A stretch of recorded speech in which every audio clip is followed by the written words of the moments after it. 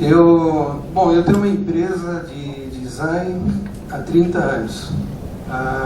Como naquela época, comemorei 8 de fevereiro deste ano, 30 anos. Naquela época, design não se conhecia por esse termo. A minha agência chama Agência de Estratégias Criativas de Inovação e Marca. Esse é o nome da minha empresa. São 30 anos que eu trabalho com estratégias criativas, que foi muito fácil no país com tantos planos, né? Com tantas dificuldades. A gente ser criativo aqui, nesses 30 anos, é um privilégio para poucos. Como também estou na área acadêmica, sou professor de mestrado de design estratégico e consumo, que estudo já há muito tempo. Eu vou fazer uma abordagem um pouco mais teórica, mas não muito demorada, porque tudo foi abordado praticamente o que eu trazia para vocês. O que eu quero mostrar um pouco é como que a gente desenvolve essa brasilidade e como ela pode ocorrer para os próximos anos. Para isso, vamos olhar rapidamente o século passado, rapidamente, já foi falado, como o Luiz até iniciou a sua fala falando da semana de 22. O único que eu gostaria de ressaltar de tudo que já foi dito é que a semana de 22 ela se inicia com um manifesto. Ele é diferente das ações que antecederam a semana de 22. Ela é extremamente importante. E ela tinha, o que na pergunta anterior foi feita também, um ambiente propício para isso. De alguma forma, o início do século traz isso em relação à maioria dos desenvolvimentos culturais das nações. Isso está desde Adam Smith e Ricardo, 1700, lá até hoje, tanto que em 1922 estamos comemorando 100 anos da República. Ou seja, no início dos séculos, de alguma forma, nos últimos, do Renascimento para cá, as nações começam a olhar para si mesmas. É interessante, pode ser até um pouco místico, mas isso ocorre. Estamos no início do novo século e nós, como toda a grande maioria das nações, estão fazendo isso. Não somos apenas nós que estamos discutindo. É que em nós a brasilidade, ela, pelo mundo ser diferente, global, com toda a tecnologia, ela transcendeu essas fronteiras e hoje a brasilidade está mais fora do Brasil do que aqui dentro. Obviamente que nesse momento nós não tínhamos capacidade para entender a importância desses traços arquitetônicos que vão influenciar a arquitetura mundial, não só Niemeyer, que eu não trouxe nenhum exemplo atual proposital, até porque imaginei que o Jeter ia trabalhar mais na questão do momento contemporâneo. Eu trouxe mais a gente revisitar esses valores para entender a brasilidade nas próximas décadas. E essa arquitetura vai influenciar a arquitetura moderna do mundo inteiro, e ela foi realizada aqui. Em muitos lugares, inclusive em escolas de arquitetura, a gente estuda primeiro Frank Lloyd Wright, que é esse arquiteto, para depois estudar Warszawski, que foi o arquiteto anterior, que em São Paulo fez essa arquitetura que eu acabei de mostrar. Inclusive, é uma visitação pública, uma casa lindíssima, belíssima, que toda a escola primária deveria levar as crianças à visitação. Nesse momento, como já foi dito também, John Grass é o grande, eu tenho um orgulho enorme de ter sido um dos que ajudei a preservar o acervo do John Grass. Hoje ele se encontra no site institutojohngrass.org.br. Ele é realmente que vai se preocupar com o interior. Numa habitação moderna, dessa forma, aquele móvel barroco, oriundo da colônia brasileira, formada da colônia portuguesa no Brasil, não tinha mais cabimento. Essa cadeira, vocês estão vendo aí, é vendida atualmente, é um objeto de desejo e ela é desenhada em 1920, como o Jeter já mostrou. Esse pé palito tem 1 centímetro, como ele disse, isso é uma raridade, é uma coisa de extrema dificuldade. Vocês vão ver exemplos melhores, inclusive, porque isso é o início, é 1920. Eu dou um pulo dos anos 50 proposital. Por quê? É a demora daquela época, não é como hoje, não havia internet. O eco da semana de 22 vai levar uns 30 anos, mais ou menos. Nos anos 50 acontecem duas coisas que eu acho assim incríveis para a nossa história, que é a morte real da pessoa, da Carmen Miranda e a sua personagem. É um momento muito importante para a história porque ela foi conjunta. Não se falou mais da Carmen Miranda a partir daí. E havia um olhar, assim como também o Luiz Nassif apresentou no início do Walt Disney, da Disney principalmente, que foi o difusor do olhar estrangeiro sobre o Brasil. A Bienal dos 500 anos, que foi feita aqui em São Paulo, sobre o Brasil, tinha dedicado todo o último andar do que hoje é a Bienal de São Paulo, era o parque inteiro tomado, né, vocês devem lembrar, foi maravilhoso, tomado só para a gente entender o que era o olhar estrangeiro sobre o Brasil. Esse olhar estrangeiro dominou de fato até os anos 50. O Brasil era mais conhecido pelos brasilianistas, por aqueles que estudavam o Brasil, do que de fato pelos próprios brasileiros. Apesar de a gente ter gente muito boa escrevendo e falando sobre o Brasil. Um deles era Monteiro Lobato, que é o outro, que aí eu acho que é outro momento significante dos anos 50. Não à toa vai acontecer JK e todo o plano de desenvolvimento industrial que os anos 50 também trazem, que já bem foram citados hoje ao longo dos nossos debates. Monteiro Lobato foi o maior crítico à Semana 22. Ele foi um crítico até perverso, porque como ele era um cara que dominava a palavra de uma forma que a Anita Malfatti dominava a tinta, ele fez a crítica à maior mulher, da maior expressão da Semana 22, foi a Anita Malfatti. Essa crítica destruiu a vida artística da Anita Malfatti, porque ele não compreendia aquela manifestação. Nesse momento, Monteiro Lobato está tentando escrever esse homem brasileiro e cria esse cara aí que a gente conhece mais pelo Jeca Tatu, eternizado aí para Mazzaropi. Ao longo desses 30 anos, o Monteiro Lobato vai reler a sua própria obra e reescrever esse cara. É super interessante, se vocês puderem ler as últimas partes, exatamente nos anos 50, ele já está descrevendo esse caipira de uma forma diferente.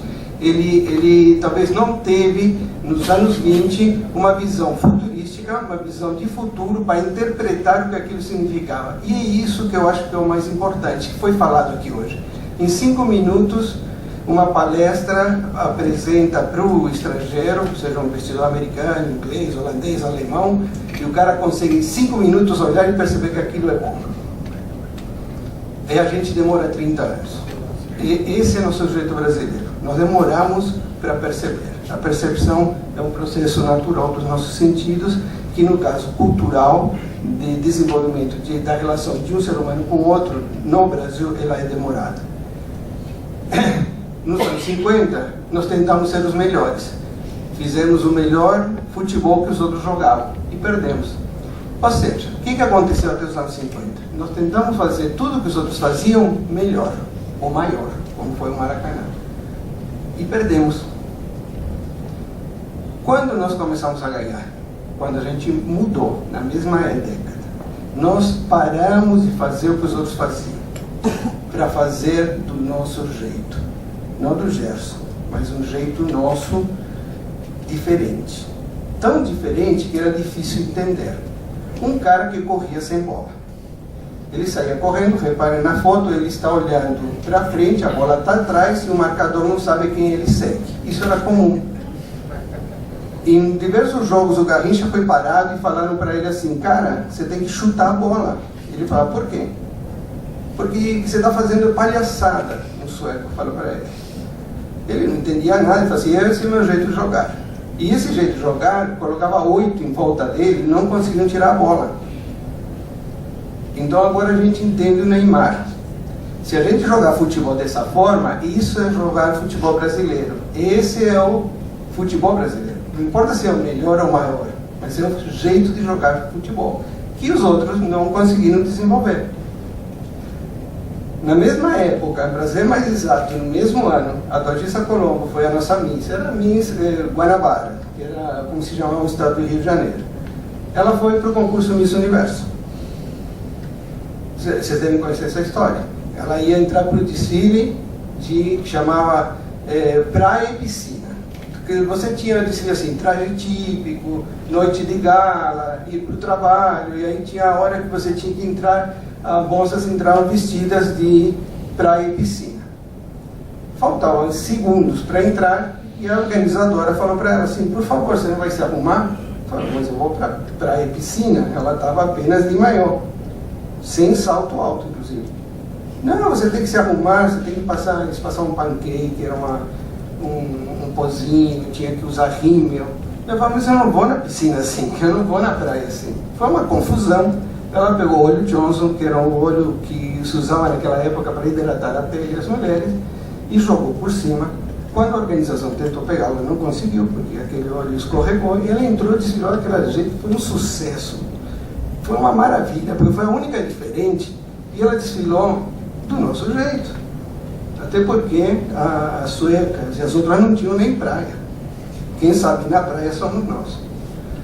Obviamente ela perdeu porque ela saiu fora, ficou em segundo lugar, perdeu para uma colombiana, porque ela ficou fora do padrão, fora da norma, mas era do jeito brasileiro, de tal modo que não havia internet, não havia nada, e ela chegou no Rio de Janeiro, foi ovacionada como time de futebol, desfilou em carro de bombeiro, porque todo mundo sentiu naquela manifestação que aquilo tinha a ver com a gente. Mais rapidamente, eu vou mostrar outros exemplos. O Teatro Oficina, projeto ali na Bobardi, aqui em São Paulo, é um exemplo mundial. O mundo inteiro estuda esse case de teatro. É uma forma de fazer teatro diferente ao Bertolt Brecht, ao que é o teatro de Hollywood. Reparem que não tem uma pessoa olhando para o mesmo lugar. As pessoas entraram no teatro e falaram assim, cadê o palco? Para quem eu olho?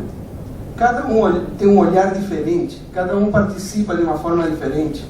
Recentemente, há 2, 3 anos atrás, a apresentação dos Sertões foi maravilhosa. As pessoas participavam como se fossem atores, não eram apenas meros espectadores.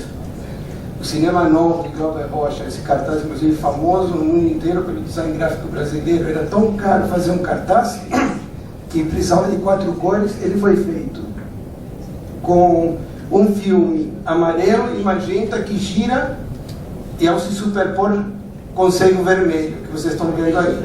O Cinema Novo do Glauber Rocha, ele é estudado no mundo inteiro, porque ele fez uma forma de contar a história, uma narrativa, um roteiro, que não é um roteiro padrão. Não tem início, meio e fim feliz.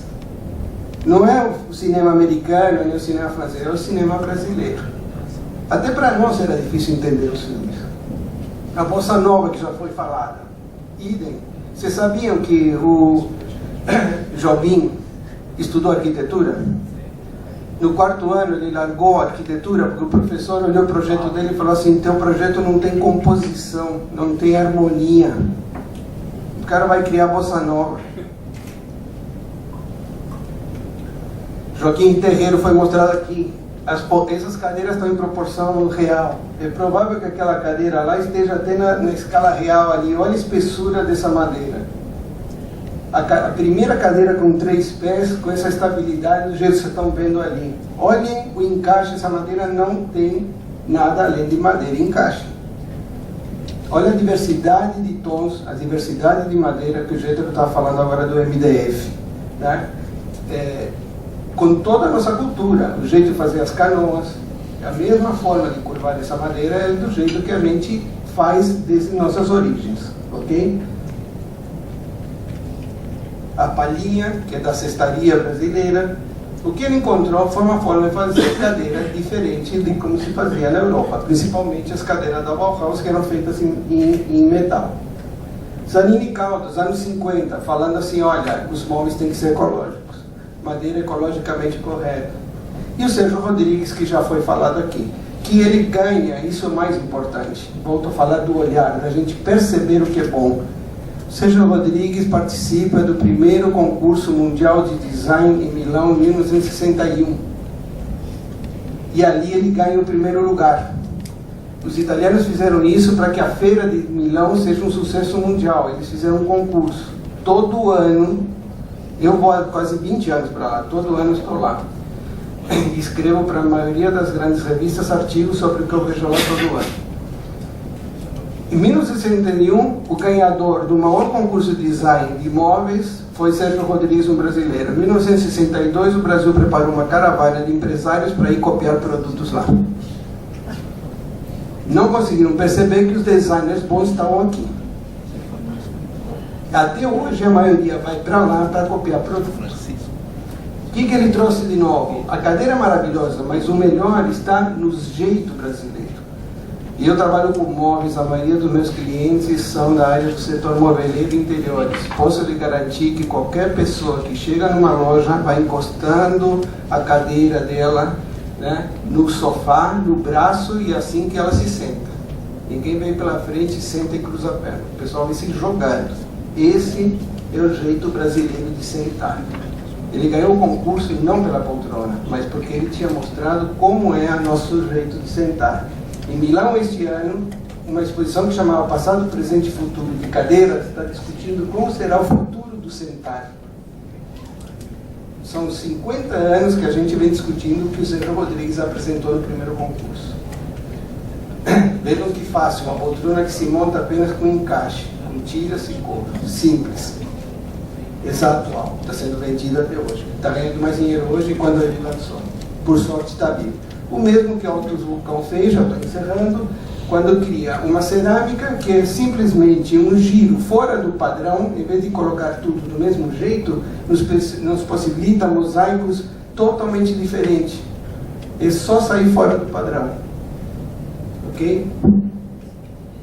Coincidentemente, encerrando, no dia 5 de novembro nós comemoramos o Dia da Cultura e o Dia do Design no Brasil. Dia da Cultura por Rui Barbosa, dispensa apresentações.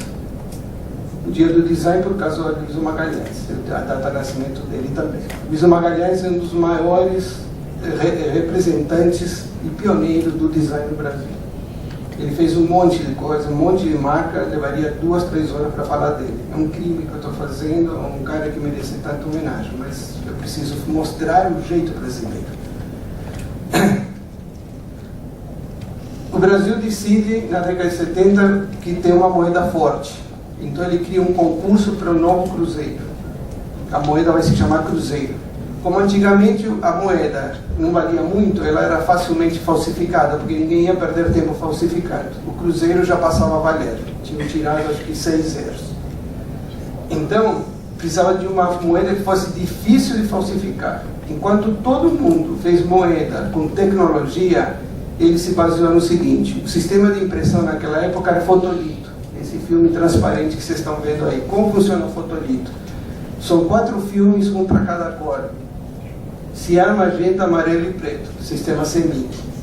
Cada filme tem que ter uma pequena inclinação, como vocês estão vendo, cada um inclinado para um lado. A superposição desses filmes é que dá a impressão de que você tem as 4 cores.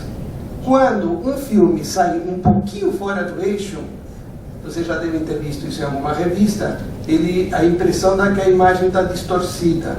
E aí você reprova o anúncio. Isso chama moré, o erro. É um erro que, inclusive, se você trabalhar, gera ilusão ótica. O que ele fez? Ele pegou pedaços de retículas, de desenhos, olha só, superpondo um círculo sobre outro, ele começa a dar a impressão de ter um desenho. Esse desenho é uma impressão ótica, ela não existe. E superpondo pedaços de fotolito, ele desenhou a nossa moeda. O que vocês estão vendo aí são pedaços de retículas de fotolito que estavam no lixo. Então a poltrona dos Campana é o mesmo processo.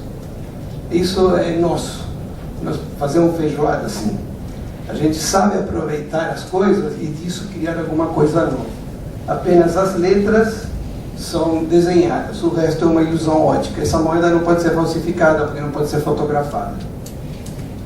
Portanto, o que eu imagino que a gente deveria fazer para repensar a brasilidade para a próxima década? São 2 coisas. Primeiro, entender e se olhar como uma herança. Isso é uma coisa que nos pertence. Alguns chamam DNA, outros de marca, ou a marca ou o DNA da marca, tanto faz. É uma herança que nós temos que a gente precisa começar a estudar de forma diferente. Segundo, dar valor ao erro. Essa coisa de acertar, né? A gente acertou escanteio, acertou pênalti, perdemos o mundial. A gente, na hora que a gente sai fora do padrão, a gente cria novos padrões, nós estamos criando padrões novos. Portanto, não seguir esses padrões de fora como sendo certos. Dar valor ao futuro. Isso está se discutindo muito, inclusive capa das maiores revistas esses últimos anos. O Brasil de hoje, o futuro é hoje, nós chegamos ao futuro. Não. A gente tem a capacidade de enxergar e acreditar no futuro. Isso é brasileiro. De continuar fazendo coisas para o futuro. E criar um ambiente para que isso ocorra no Brasil. Não só apenas os campanas que estão vendendo seus produtos pela Edra, que é uma empresa italiana, ela que fabrica e vende, não são feitos no Brasil. Os físicos foram embora na década de 80 também. E os químicos, a maioria de nossos intelectuais saíram do Brasil quando não se percebeu que havia um ambiente para isso. E promover a memória.